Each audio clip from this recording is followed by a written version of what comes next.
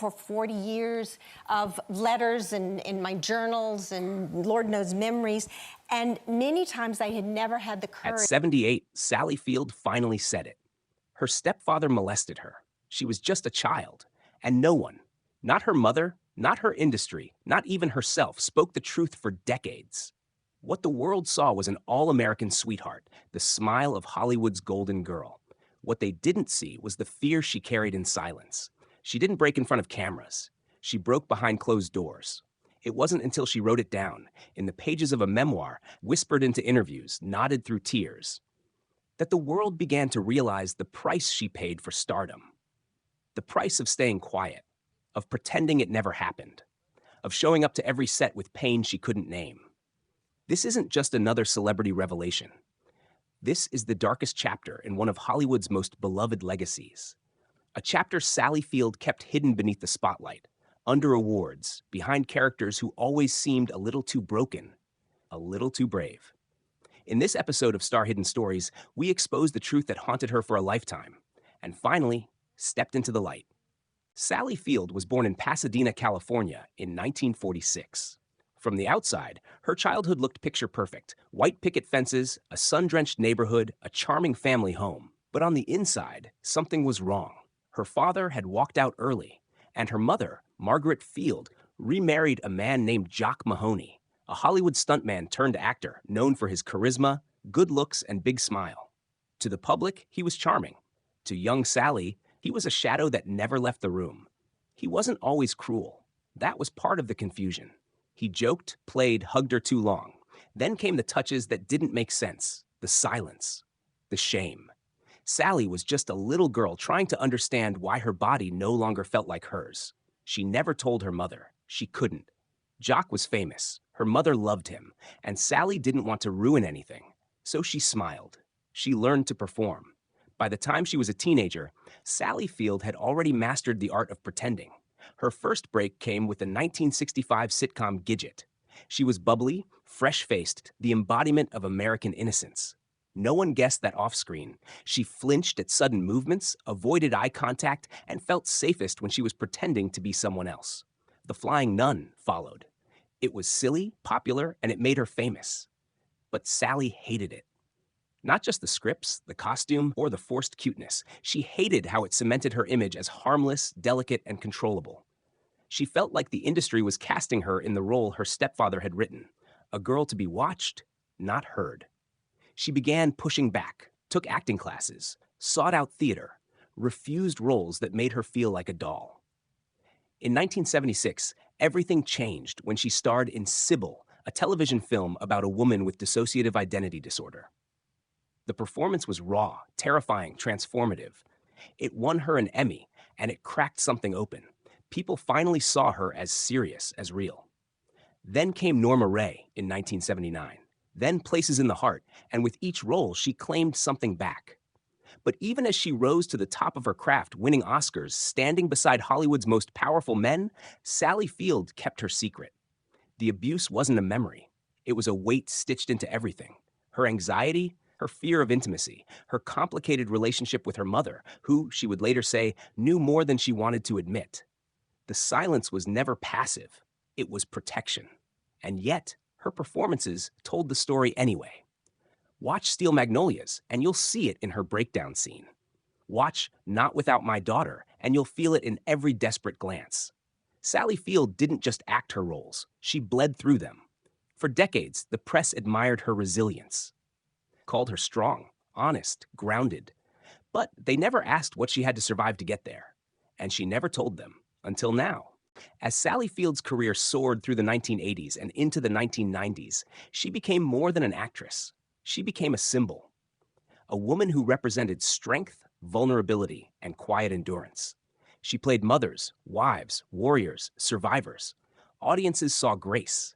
What they didn't see was how much of herself she poured into those roles to keep from drowning in memories she couldn't yet name. Behind the scenes, she struggled with anxiety. Panic attacks came without warning. She felt unsafe even in safe spaces. Fame didn't protect her. It exposed her. She often described a sensation of being split, as if there were two Sallys, the one who smiled on cue and the one who wanted to scream. She would later write that acting was the only time she felt whole, because on set, her pain had somewhere to go. She turned down roles that didn't feel right. She pushed back on directors who tried to sexualize her.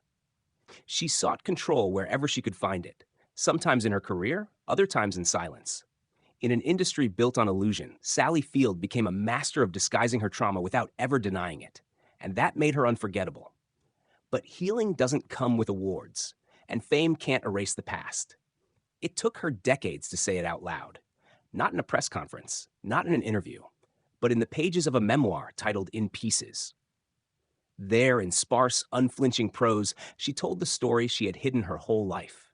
She wrote about Jock Mahoney, about his charisma, about how his touch shifted from fatherly to something else, something shameful, something terrifying. She was sexually abused by her stepfather, beginning in childhood and lasting into her teenage years. The industry gasped. Fans were stunned. But Sally didn't flinch. She wasn't angry. She was precise, controlled, devastating. I felt both a love for him and a revulsion, she wrote. And I couldn't reconcile the two. That line, simple, brutal, explained everything. The confusion, the guilt, the decades of silence. And it wasn't just Mahoney's betrayal. It was her mother's silence. A silence Sally suspected wasn't ignorance, but willful blindness. In interviews, she hinted that her mother might have known something was wrong, but chose not to see it. That betrayal was harder to write about than the abuse itself. Still, she did. Not because she wanted revenge, but because she wanted peace. The memoir wasn't a publicity stunt. It wasn't tied to a film. It was a reckoning, a way to reclaim her body, her voice, and her past.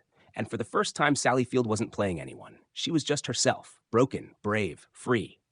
The revelation sent ripples through Hollywood. Some called her brave. Others whispered about timing, motives, the discomfort of digging up the past. But Sally Field didn't flinch. She had carried the weight of silence for too long to care about polite reactions. She hadn't written In Pieces to provoke the industry. She had written it to stop hiding from herself. Still, it was impossible not to see the cracks her truth caused in the carefully polished mirror of Hollywood. Jock Mahoney had been a star in his own right. A former stuntman turned actor, known for playing Tarzan and other heroic roles in the 1950s and 60s. He was admired, respected, even loved. But now his name appeared not in nostalgic tributes, but in hushed conversations about what had gone wrong behind closed doors. No formal investigation was ever launched. Mahoney died in 1989, but the damage he left behind had never truly faded.